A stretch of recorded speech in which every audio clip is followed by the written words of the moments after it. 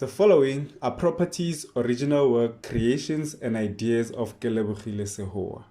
The ElementRings brand includes, but is not limited to, the ElementRings Pty Ltd company, the ElementRings script, comic book or manga script, characters, movie script, ElementRings merchandise, and Negu brand.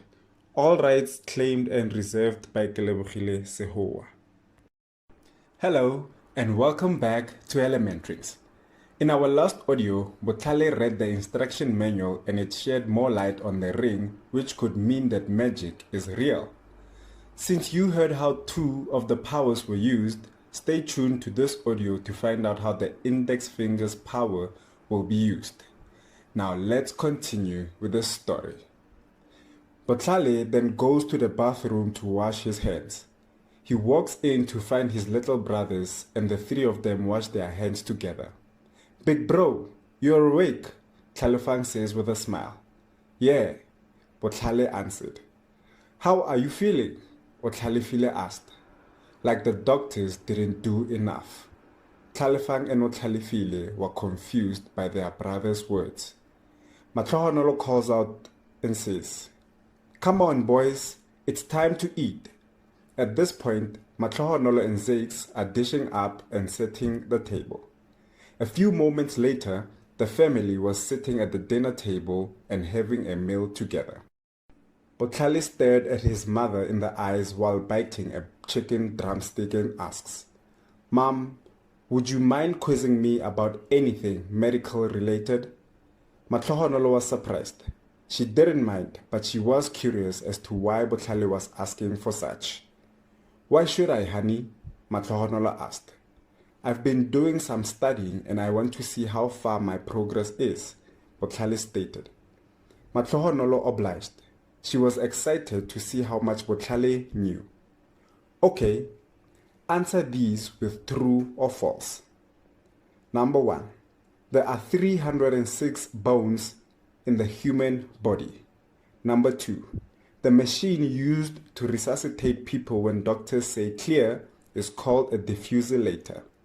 Number 3. When a person is happy, their sympathetic nervous system kicks in. Number 4. The human bone is empty inside. And number 5. The most toxic substance in the world is beta-carotene. Botlhale swallowed the last bit of food in his mouth and said, "Mom, all of those are false. Here are the correct answers. Number 1.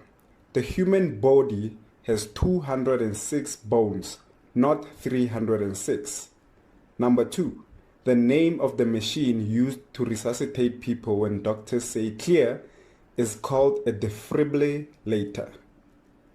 It also exists in a smaller form that can be implanted into the human body near the heart to regulate its heartbeats. Number 3. The sympathetic nervous system directs the body's rapid involuntary response to dangerous or stressful situations. It's not responsible for happiness. Number 4. The human bone isn't empty. It has something called bone marrow, and research states it can cure bone cancer. And number 5. Beta-carotene is one of the most toxic substances globally, but not the most toxic. That honor goes to botulinum. The upside is it does Botox surgery to make people look younger. Botlhale said, "Woo! You are correct, my son. I'm so proud of you.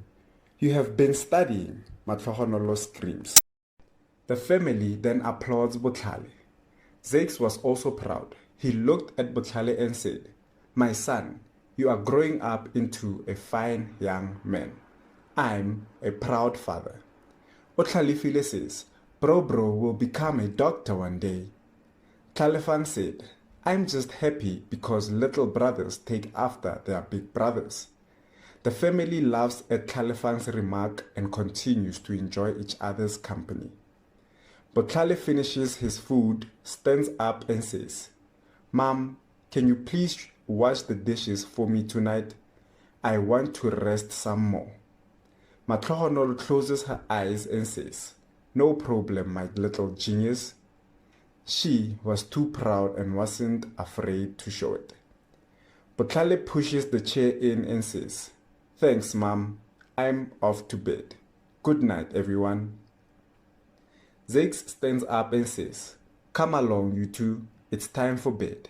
Honey, let me tuck them in and I'll come help you with the dishes." Zakes carried Utlalifile and they were followed by Tlhalefang.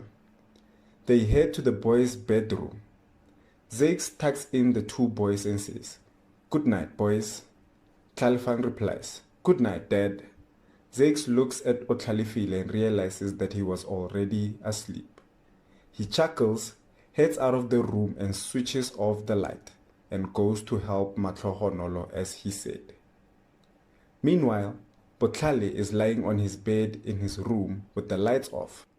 He has himself covered with blankets and his phone's torch on, looking at the instruction manual one more time to ensure that he understood it before starting the ritual. The ring really works. I barely knew the answers, yet I still answered them correctly.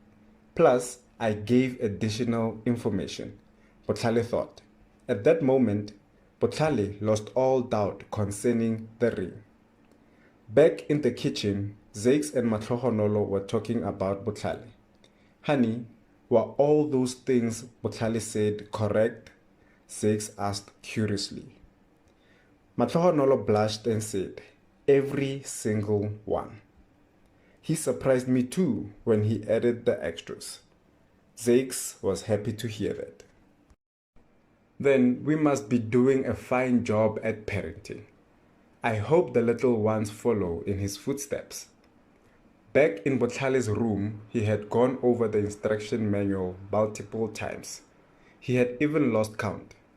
Botlhale took the ring from the index finger and put it back on the pinky. He could feel that it was just like a normal ring. The feeling he had when it worked wasn't there anymore. "I'll just have to wait until everyone goes to sleep and then go do the ritual," he said to himself. Several hours later, Botlhale left his room. "Okay, the coast is clear. Mom and Dad are asleep and it's almost midnight," Botlhale thought to himself while sneaking out of the house. Botlhale did a checklist of things he needed. Let's see. I've got the instruction manual, the ring itself, my phone, and a lighter, Botlhale thought. He pressed a button on his phone to switch on the screen, and it was 23:54. When he got outside, he immediately began setting things up.